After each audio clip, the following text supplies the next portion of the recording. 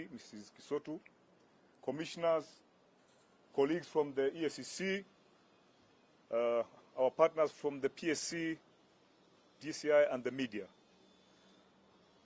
I don't have to talk a lot, but I need to focus on several issues regarding this current problem facing this country, where it has become almost a norm in any government entity to find some crooks getting employed using fake certificates or genuine certificate, but they are not owned legitimately by the person possessing it.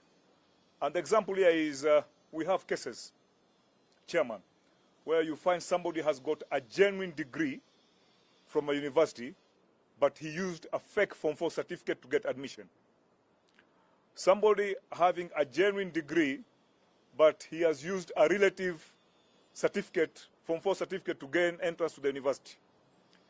The main problem here, first of all, we would really like to thank the PSC, being the agency that is mandated in the employment of all public servants, that this is a very good step forward. Because, as the DCI has said, why should you get employed not through merit? When we entertain usage of fake certificates, we are entertaining a problem transcending the country. When we start using fake certificates, the message outside there is that don't rely on the Kenyan certification system. People use a lot of bogus certificate. You are undermining the education system of this country, which is currently very reputable and respected. So, when we get hold of you through the vetting and authentication by agencies, my brother, the DCI, will look at the forgery aspect. Us will even do the forgery aspect and will try to recover the money you have been paid. We have those cases before court, and we shall recover the money that you have been paid for all that time, and there will be the criminal aspect about it. But most important is that we need to ask ourselves, why is this problem now becoming very prevalent? Don't tell me it's because there's scarcity of jobs. When you tell me that, you are telling me that if you don't have enough money to buy enough food, go and steal to another, enter into your neighbor's house and steal, and it's allowed. There is nothing like that. If you don't qualify for a position, you don't qualify for that position. You are fit for a grade E in the public service, go there with your certificates. If you have an E, show it, it's an E.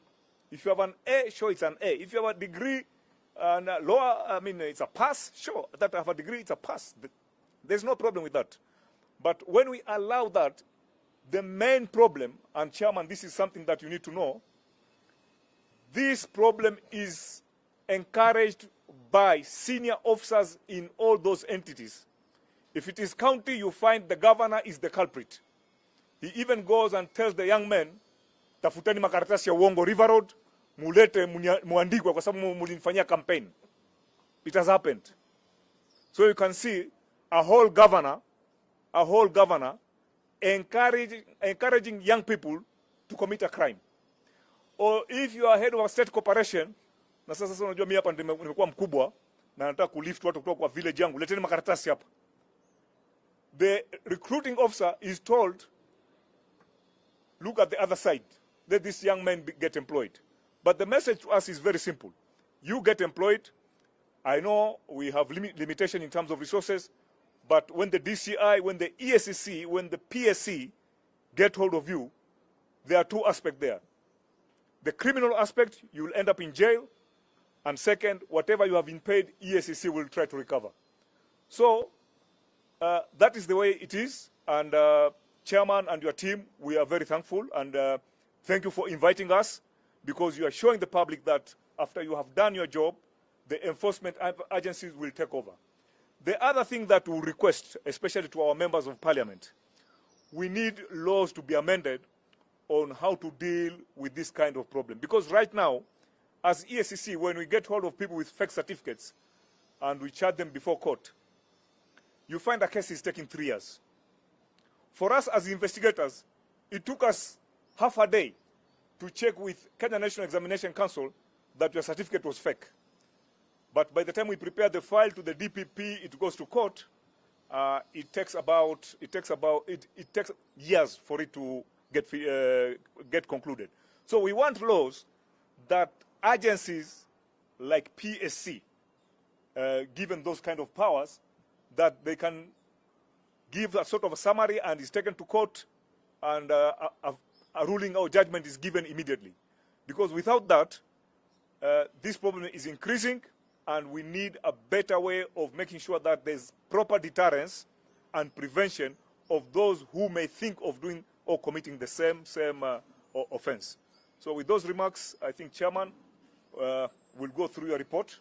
I will coordinate with my brother, the DCI, and we decide to do this bitter cake. Which portion are we going to take and which portion is he going to take, and we'll work on it. And we are very thankful. For the Commission, I think we shall write to them as ESCC to tell them through your office that we need a proper verification exercise of the academic certificates, and we want the returns from them. If they do coverage, the chair or the CEOs of those commission, we shall get hold of them. Thank you very much. Thank you. Very good. Maswali.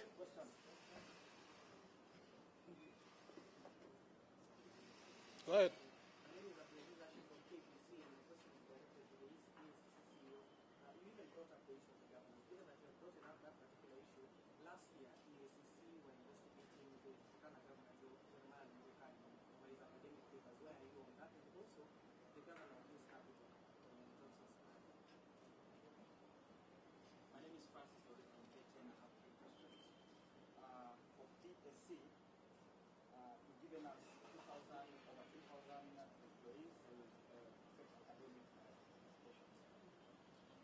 That government institution with the highest forged government certificates. And then for away from dismissal, you say that many or some have taken an early return. Now, are you going to bring back this laws that forged the documents and went for early retirement and charge them? And then for PSC, over 2,000 employees are forged. And you rightly say that it takes time for one case to be concluded. How long are you going to take for 2,000 employees at home? I think three, and then we. So my name is my first question to PSC. What are some of the health profile victims that reports cover NGOs in terms of health profile public servants? We have any minister, any principal secretary, any senior state officer. Just shed more light. Report is so comprehensive. That is one. For PSC and DCI, we are seeing a rare moment for the first time investigating agencies. Are you working in reviewing research? Is there an overlap of reports? But apart from that, let me talk about the progress of the telecom data space, the 6 businesses, how is it different, and also ESCC in regards to the investigations into the Finland academic scandal. Was there any more material you have to evidence that ESCC was pursuing and found out? So those three. For PSC, instead of about any high profile officer, ESCC talk about the impact case, and also Amanda, do you have fresh evidence?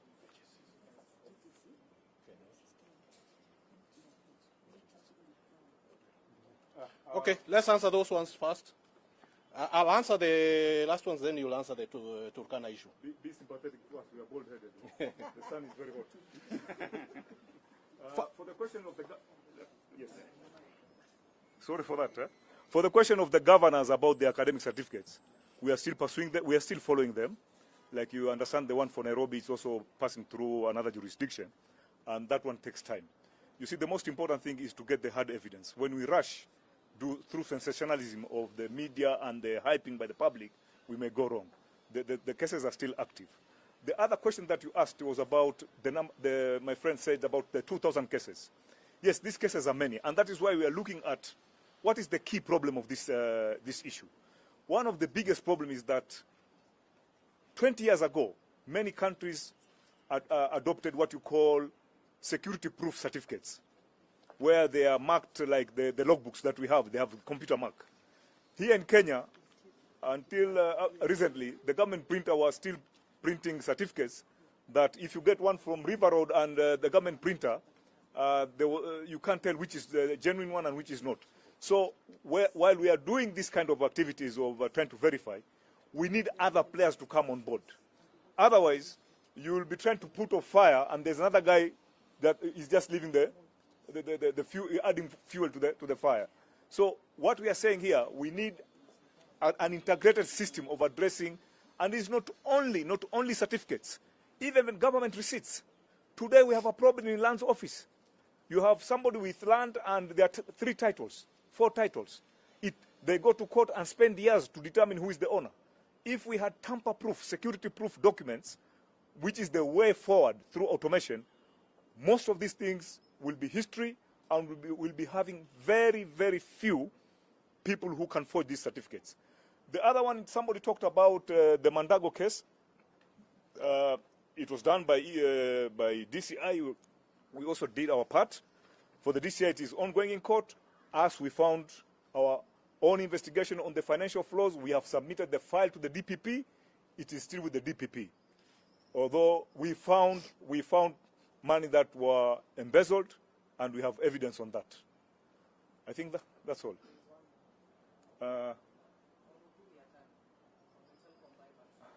You don't mention the individual. It involves so many people. Unless I know, I can tell you are from northern Kenya, and most of you, when you target something, you look at the clan and whatever. These are not the right moment. Yeah. So I worked in the northeastern as a military man. I worked in Mandera. I worked in Boni Forest. Before you were born, where were you in 1985? Were you? Oh, but a toddler, most likely a toddler. And then I've worked in Mandera, Garissa. So I know sometimes in northern Kenya, when people bring names instead of issues, I know the focus is clan. Don't look at Ukuriatani, look at the telecom file. The telecom file is ready. It was taken to the DPP. It was brought back to ESCC to do some few cover points. And the case is, the case is ongoing, still under investigation. Thank you. Now, we cannot mention individual names of those who have been found to have forged certificates, because that will preclude the investigations by both the ESCC and DCI. You will see them when they are brought to court. That's number one. Number two, the highest institution with forged certificate is the Ministry of Interior. But more so because also it has the highest number of employees. The other institution is the Geothermal and Development Corporation. That's at Aparastato under the Ministry of Energy. And the third one, which should put a worry in all your faces, is Kenyatta National Hospital. This is a health institution. And the fourth one with the highest number of forgeries is Moi Teaching and Referral Hospital. This is another health institution. Those bear the greatest responsibility in the number of forgeries. The other question is the people who have exited after being discovered with these certificates. They will be pursued. That's why the DCI and the ESCC is here. They will be pursued to the ends of the earth. That money will be recovered from them, and the legal process of incarcerating them will take the lead. Any more questions? One more to DCI. Where are we regarding the issue of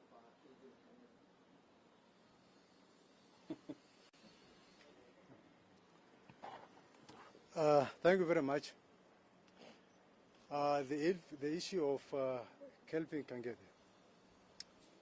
It's unfortunate that after we made laborious efforts to apprehend him, that through circumstances yet to be determined, Kelvin escaped from the police custody, Murenga police station for that matter.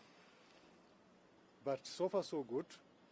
We have progressed very well, and we have, as of today, arrested 2 people whom we suspect facilitated the disappearance of that fugitive.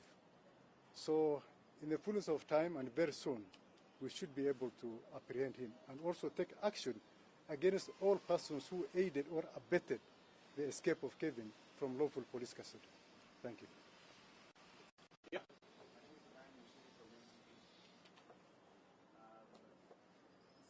you of the perhaps idea or thought that PSC should prosecute its own cases, and what is the working relationship like? And I would also like a comment from PSC of the same. Don't you see we look alike? Well, the mandate of the DCI is very clear, and the mandate of EACC is very clear.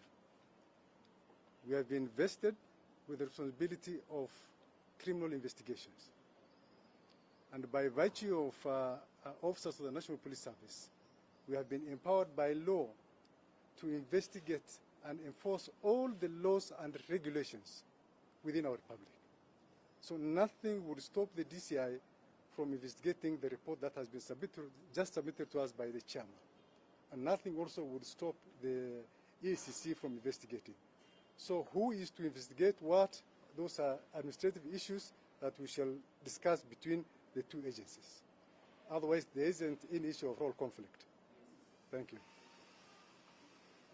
I think I will lecture you instead of answering you. This issue of overlaps, don't think it is in Kenya alone. It is all over the world. You remember what happened during 9/11? It was seen there were overlaps between the FBI and the CIA. Then they came up with what? Homeland Security. They did not solve the problem. The overlaps are still there. Overlaps will be there. And just to manage overlaps, it just depends on the leadership of the institutions. When you have the leadership of the institutions behaving like flower girls, each one wants to show that he's at the top of the other, now you create problems. But if they are professionals, the way we are with Mohammed, we sit down, I see an overlap, I call him and I tell him there's this overlap. Will you take over this case or do I take over? And we agree. We agree. Yesterday I signed something to him telling him, take over this matter. So everything, overlaps in any government must be there. But it's just how they are managed. Once they are well managed, there should be no problem at all. Thank you. Last 2, any? Good.